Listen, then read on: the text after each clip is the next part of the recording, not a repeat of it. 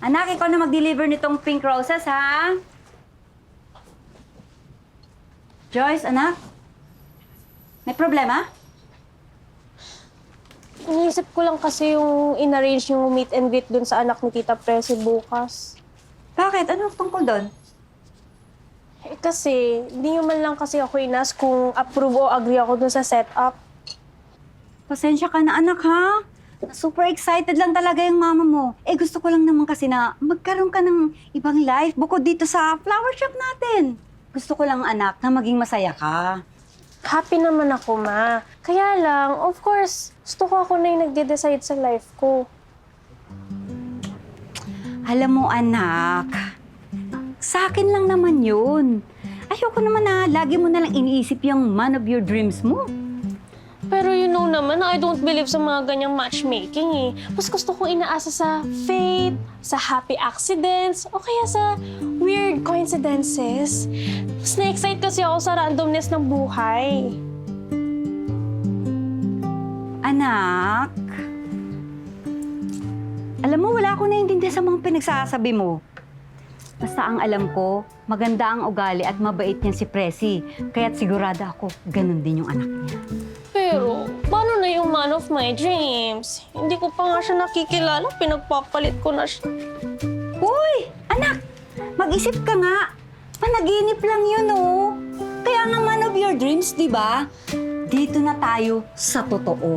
Sa anak ni Maring Presi, totoong boy! True to life boy!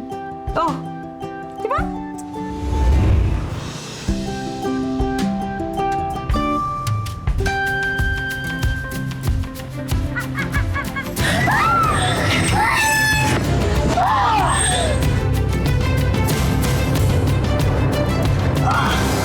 Sorry!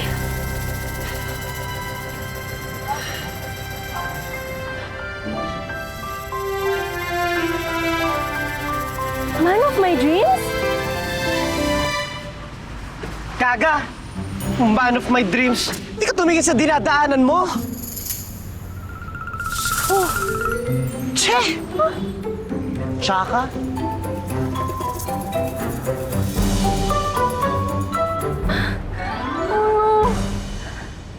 Paano ka nakakasigurong Becky siya? Ma, may state ba nagsasabi ng che, gaga, tsaka-tsaka? Alam mo, judgmental ka, anak. May mga lalaki talaga na malamyang kumilos, pero lalaki pa rin sila. Pero ma, effeminate lang. Pero siya, sure ako eh. Anak, 2024 na, no? Hindi lahat ng straight astig kong kumilos. At hindi lahat ng astig kumilos straight. So, anong point mo, ma? Ang sinasabi ko lang naman, anak, kung Becky siya, edi Becky siya. Eh, wala naman siyang ginagawang masama. Tsaka, sigurado ka ba talaga na siya yon? Ma, sure ako. Very vivid kasi yung dreams ko eh. So, kita-kita ko yung face niya. Ay, devastated ako now. Kasi ganun pala siya eh. So, paano niya na ako malalaikan kung ganun siya? Alam mo, anak, alam mo, i-park mo muna yung pag-iisip mo sa kanya, ha? Ang pag-isipan mo ngayon, yung meet and greet ninyo bukas ng anak ni Maring Presi.